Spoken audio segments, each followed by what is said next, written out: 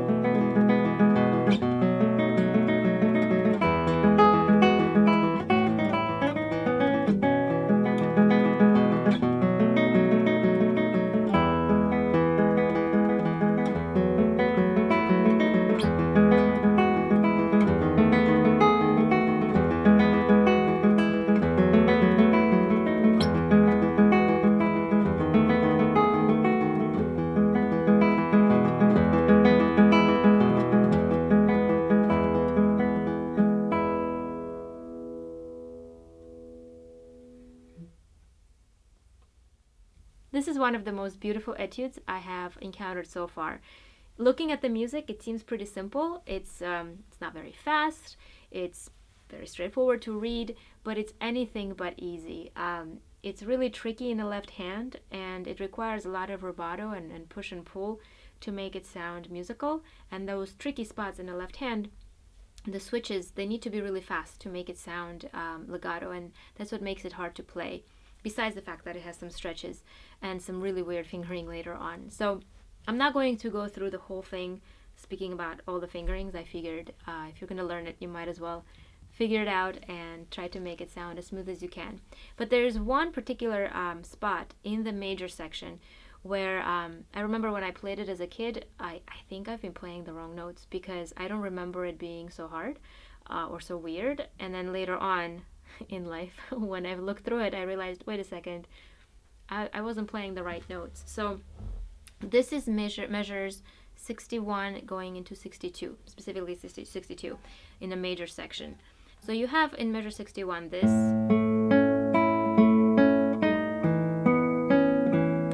In 62, and by the way, I'm using Segovia's edition in front of me, so it has some fingerings. There are other editions out there that have absolutely no fingering. Now, this was easier because there's some fingering suggestions, so it makes it easier to read, even though I changed the fingering, but it's easier for me than to look at completely blank slate and try to sight read. So in Segovia's edition here, it asks you to do this. To bar this the B and C sharp. But then later on you have to play a B and a E and a G sharp, which you can't really do if you want to hold this B down. Like, you're gonna run out of fingers to play a G sharp. So I think when I was a kid, I used to play it like this. Because later on in the piece, in measure, I believe it's 74, in measure 74, you have a similar thing, where there is no A, so you just play a G sharp. And that just makes sense. The B lasts, all of your fingers are stacked up, and your first finger plays a G sharp. So I've been playing that the previous 2 times as well. But those previous 2 times actually have an A, which makes it tricky. What I came up with was this. I end up playing this because I want to have the freedom of my second finger on the B, so it lasts the whole time, even when I play the B open on the second string. But there's a question of this A. Now, I'm not going to collapse my third finger and play 2 notes together, that's just awkward. So I tucked my first finger behind it, which is really unorthodox and it's just as awkward, but I felt like it was more secure, and then move it back when it needs to be a G sharp. So in the second beat is a G sharp. And then back to a bar. So this happens twice. This is in measure 62, but then later on it happens again the same way in measure 70. So we have this. Again, the bar, the music suggests you do this, but that cuts off the B, and I feel like that becomes more abrupt, and you can hear the chord stop ringing to accommodate that switch. So again, I end up doing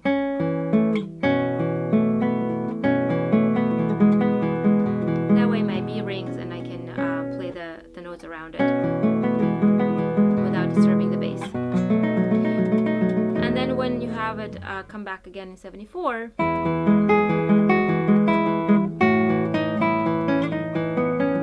you don't have to worry about it because it's just a normal regular G sharp there. And so on. So that's really the only spot where I had to kind of think about what I was going to do. I did change some other fingerings, but it was really more depending on what's comfortable for me. So you can look at Segovia's fingerings and see what he suggests, and then change them according to you, or look at a blank piece of music and decide the fingerings for yourself. The key here is to make sure that it's legato and you're resolving the right way, and a lot of times the dissonance carries over to the downbeat and then resolves later, so you have to pay attention to those first chords. They don't all not all the notes change on the downbeat. That's what makes it sound really cool and has like the tension and the resolution.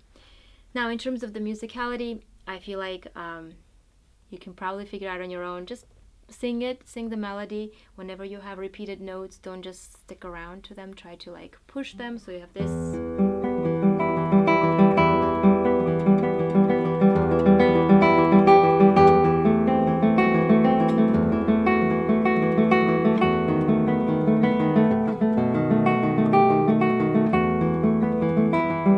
Whenever there is a dissonance that you need to resolve, try to take a little bit more time. Don't do it exactly the same each time, because then it becomes like a formula that you have applied to a certain kind of musical idea, and it becomes predictable. So you have to play around. The best way to do it is to sing it and see what you would have naturally done without the technical difficulties in the actual guitar playing. So I will leave you with this. And on another note, I will have to take a small break from the weekly uploads of these etudes, so I won't say see you next Monday, and that is because I have to practice for some concerts that are coming up this spring, and these videos take a while to make, so I will upload whenever I can, but it won't be every single week until the concerts in the spring are over. So I will see you soon, hopefully. And for those of you who are interested where to find the concerts, you can go to my website, and all of the upcoming concerts are listed. So I hope to see some of you there, and I'll see the rest of you next time I upload. Thank you for watching.